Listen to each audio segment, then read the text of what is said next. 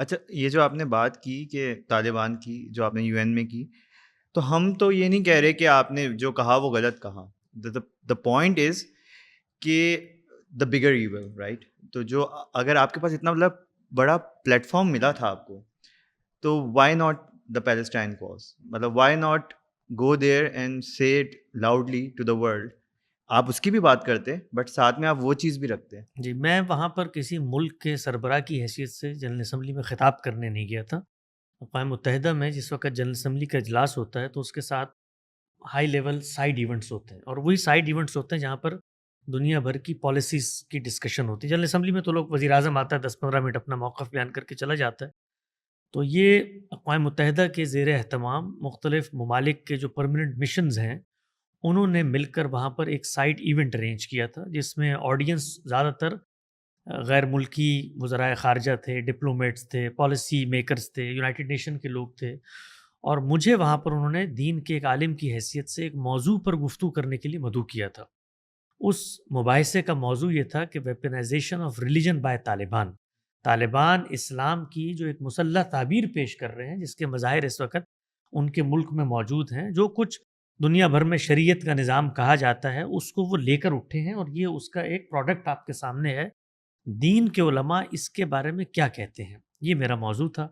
اس موضوع پر مجھے تبادلہ خیال کے لیے بلایا گیا. اگر میں اس موضوع پر اپنی کوئی رائے نہیں رکھتا تو مجھے وہاں جانے سے معذرت کر دینی چاہیے تھی، لیکن میری ایک رائے تھی اور مجھے لگتا تھا کہ مجھے اس کو وہاں پر بیان کر دینا چاہیے. جو رائے مجھے درست لگتی ہے، اور دنیا کے ضمیر کو مجھے یہ بتانا چاہیے کہ جس چیز کو آپ مذہب سمجھ کر کرٹیسائز کر رہے ہیں، مذہب کی حقیقی درست تعبیر جو میری نظر میں ہے وہ نہیں ہے جو طالبان بیان کر رہے ہیں. ان کا کلچر ہو سکتا ہے، ان کی سوچ ہو سکتی ہے.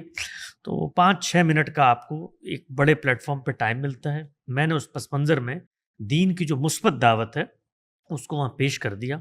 اگر وہاں پر یہ موضوع ہوتا کہ جی غزہ اور فلسطین پر مسلمانوں کو دینی لحاظ سے کیا نقطہ نظر اپنانا چاہیے، تو میں وہاں پر وہ بات کرتا. جس بات کا لوگ مجھ سے تقاضا کر رہے ہیں وہ وہاں پر زیر بحث نہیں تھی. میں کسی مسجد کے ممبر پہ جا کر نہیں بیٹھ گیا تھا کہ جو کچھ میرے ذہن میں آیا وہ میں کر دوں. میں تو 1000 باتیں کر سکتا ہوں، یعنی یہ باتیں بھی کر سکتا ہوں کہ عالمی قوتوں نے وہاں پر جو طاقت کی اس کے ان کو سیاسی نقصانات کیا ہوئے. 10,000 باتیں کرنے کی ہیں، لیکن جو موضوع تھا اس موضوع پر میں نے گفتگو کی. اور اس موضوع پر جو میں نے بات کی ان میں بتائیے مجھے کہ کوئی بات میں نے کی ہو دینی لحاظ سے وہ بات غلط ہو، جو کچھ طالبان کہہ رہے ہیں وہ ٹھیک ہو.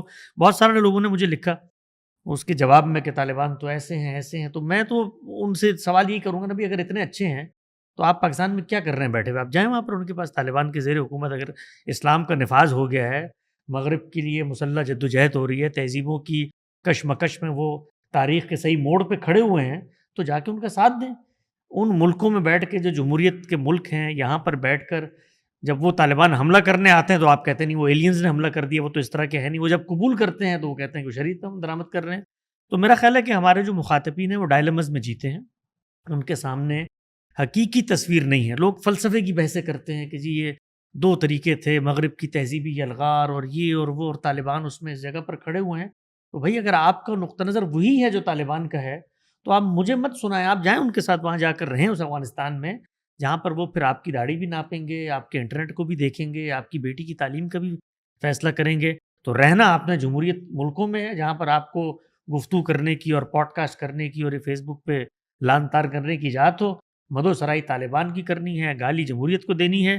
تو اس طرح کے ڈائلمز میں جس وقت سوسائٹیاں پڑ جاتی ہیں تو اس کا یہ نتیجہ نکلتا ہے جو ہمارے نکل رہا ہے. تو اگر کہا جائے کہ آپ یہ بیان کر دیں، چونکہ جب لوگ آپ کو سنتے ہیں تو ایک پرسیپشن بلڈ ہوتا ہے کہ آپ کھل کے جو ہے نا مذمت نہیں کرتے ہیں. جو ابھی ہماری پیچھے بات بھی ہو رہی تھی مذمت، تو why not condemn it in the harshest words تاکہ لوگوں کو پتہ چل جائے کہ آپ کا موقف کیا ہے. آپ کرتے ہیں مذمت؟ جی. کیا حاصل ہوا آپ کو مذمت کر؟ کھل کے کی ہوگی آپ نے، چیخ مگر کے بھی کی میری ہوگی. جو وائس ہے اس کی اتنی حیثیت نہیں ہے. آپ کی جو وائس ہے لوگ آپ کو سنتے ہیں، لوگ آپ کو جانتے ہیں. آپ کی آواز کی، آپ کی بات میں ایک وزن ہے. اور مجھے اس سے بڑھ کر یہ کہ لوگ آپ سے بدگمان بھی ہو چکے ہیں اس جی مسئلے پر. تو لوگ مجھے زیادہ جانتے ہیں یا اس ملت کے مذہبی زعما رہنما؟ میں تو آج یہاں کھڑا ہوں جو الیکشن میں، مجھے تو شاید ضمانت ضبط ہو جائے، 4 لوگ بھی ووٹ نہ دیں. تو ہماری پوری ملت مل کے مذمت کر رہی ہے. اقوام متحدہ کا اجلاس ہوا جنرل اسمبلی کا، وہاں پر 57 اسلامی ممالک میں سے شاید ہی کوئی ہو، میں نے اس کو فالو کیا، جس وزیر اعظم نے آ کر وہاں پر مذمت نہ کی ہو. آپ کے یہاں پرسوں شارع فیصل کو جام کر کے آدھی قوم نکل کے مذمت کر رہی تھی.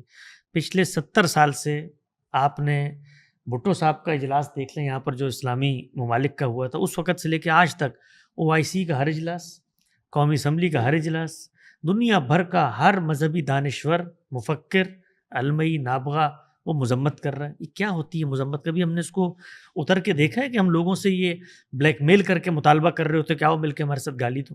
یہ کیا ہے مذمت؟ مذمت ہوتی ہے وہاں پر جہاں پر آپ کا کسی معاملے میں کوئی استحقاق موجود ہو، آپ کے سامنے جو آپ کے مخاطبین ہیں وہ آپ کو کسی درجے میں ویلیو دیتے ہوں. گھر پہ والد صاحب جائیداد تقسیم کرتے ہوئے مجھے آگ کر دیں، وہاں پر میں کلمہ احتجاج بلند کر کے مذمت کروں گا، میرا ان سے ایک استحقاق کا رشتہ ہے. ایک ملک میں رہتا ہوں، وہاں پر خلاف عقل خلاف اسلام قانون آ گیا، شہری کی حیثیت سے میرے حقوق ہیں کہ میں کھڑا ہوں اس کے خلاف احتجاج کروں، اس پر مذمت کا چیز دے دوں. جو قوموں کے معاملات ہوتے ہیں، تاریخ کے معاملات ہوتے ہیں، وہ الفاظ کی تقریروں کی مذمتوں سے طے نہیں ہوتے، بلکہ اس مذمت سے ایک ایسا رویہ بنتا ہے کہ آپ اپنے نقصان کو مذمت کی آڑ میں دباتے چلے جاتے ہیں اور آپ کو آخر میں حاصل کچھ نہیں رہتا. یعنی 70 سال سے ایک قوم ایک تاریخی مسئلے سے دوچار ہے، اس مسئلے کا زمینی تقاضے، عالمی عرف، دنیا کے حالات، طاقت کا توازن، اس پس منظر میں سنجیدہ قومی زعما نے فیصلہ کرنا ہے کہ بھئی کرنا کیا ہے ہم نے. یعنی ایک ملک تھا، اس ملک کے بارے میں برطانیہ نے 3 لوگوں کو وعدہ کیا کہ یہاں پر تمہیں اقتدار دیں گے، اپنے وعدے سے وہ منحرف ہو گئے. ہم نے اس کے بعد جنگیں لڑ کے ہم اس کو حاصل نہیں کر سکے. کرتے کرتے صورتحال یہاں تک پہنچی کہ جو کچھ ہمیں حاصل تھا بتدریج ہمارے ہاتھ سے جاتا رہا. کیسے جاتا رہا؟ ہم نے صرف مذمت نہیں کی، اس مذمت کے نتیجے میں ایک مائنڈ سیٹ بنا جس نے مزاحمت کا علم بلند کیا. یعنی مذمت اصل میں زمینی ریئلٹیز سے آپ غفلت میں پڑ جاتے ہیں، اور مذمت کے سحر میں کیونکہ نعرہ لگاتے ہیں نا، نعرہ جذباتیت پیدا کرتا ہے، اور جذباتیت کے نتیجے میں رد عمل کی نفسیات پیدا ہوتی ہے. وہ رد عمل کی نفسیات پھر ایک موقع پر وہاں پر پہنچتی ہے جس کا اظہار آپ نے دیکھا آج سے 2 سال پہلے. آج 7 اکتوبر کا دن ہے، جی 2 سال ہو گئے. یعنی دنیا نے اس قوم کو مذمت کر کے یہ پیغام دیا کہ تم مظلوم ہو، اٹھو اور اٹھ کے لڑو. اگر دنیا ان کو یہ پیغام دیتی کہ دیکھو جو کچھ دنیا میں ہونا تھا یہ کوئی انصاف نہیں ہے، یہ کوئی حق نہیں ہے، جو مل چکا ہے اس پر آمادہ ہو جاؤ. میں نے اسی پلیٹ فارم پر آج سے 2-3 سال پہلے یہ کہا تھا کہ دنیا کی تاریخ میں جب آپ کو فتح کر لیا جاتا تھا تو اس کے بعد آپ کی تقدیر کا فیصلہ فاتحین کرتے تھے. آپ کی مائیں، آپ کی بہنیں لونڈیاں بنتی تھیں، آپ باجگزار بنتے تھے، غلامی میں جاتے تھے، اور پھر آپ کی نسلیں اس وقت تک کہ اس غلامی سے کوئی دوسری بڑی طاقت آپ کو نہ نکال لے، آپ اسی میں رہتے تھے. دنیا کے اندر یہ سماجی تبدیلی آئی کہ جو فاتحین تھے وہ خود اپنی کچھ تہذیبی اقدار کے نتیجے میں اس سے تائب ہوئے کہ براہ راست حکومت کریں، تو بالواسطہ حکومت کرنے طریقہ اپنایا. تو وہ مسلمان جن کی 3 سلطنتیں، صفوی ہو، مغلیہ ہو یا عثمانیہ ہو، ان کے خاتمے کے بعد دوسری جنگ عظیم میں جب عالمی سطح پر ہمیں فتح کر لیا گیا، اللہ کی ایسی غیر معمولی عنایات، ایسی نعمت غیر مترکبہ کہ حاشیہ خیال میں بھی انسانیت اس کو کبھی تاریخ میں نہیں سوچ سکتی. آپ کو 57 اسلامی ممالک میں نیند خود مختاری مل گئی، جہاں آپ کا وزیر اعظم، آپ کا صدر، آپ کی پارلیمنٹ، آپ کا دستور، آپ کا قانون، آپ کی نیم خود مختاری.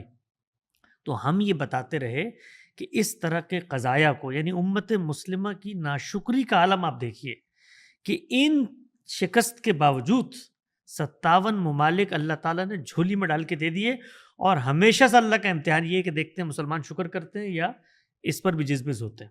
تو 2 خطوں کو لے کر انہوں نے دنیا کا امن، دنیا کے ساتھ تعلقات، دنیا کے ساتھ معاملات، اس میں اتنی کشمکش پیدا کی ہے کہ ہماری نسلیں اس وقت اپنی بقا کے بارے میں متفکر ہیں. ہمارے بچوں کو ہم نے اتنا پوائزنڈ کر دیا ہے اس دنیا میں رہنے کے حوالے سے کہ وہ اب یہاں رہنا نہیں چاہتے. 2 خطے ہیں چھوٹے چھوٹے سے، اور اس میں سے ایک خطہ یہاں کشمیر کا خطہ تھا، جس کے بارے میں تو الحمدللہ آج آپ کی ریاست بھی، وہاں کے حکمران بھی، عالمی ضمیر بھی سب اپنی جگہ پر خاموش ہو گئے. دوسرا یہ خطہ تھا جہاں پر آخر کار آپ نے 70,000 لوگوں کو مروایا، اور مروانے کے بعد میں آپ سے پلٹ کے پوچھتا ہوں، یہ جو ابھی ٹرمپ صاحب نے دیا ہے اس کی مذمت کیوں نہیں کر رہے آپ؟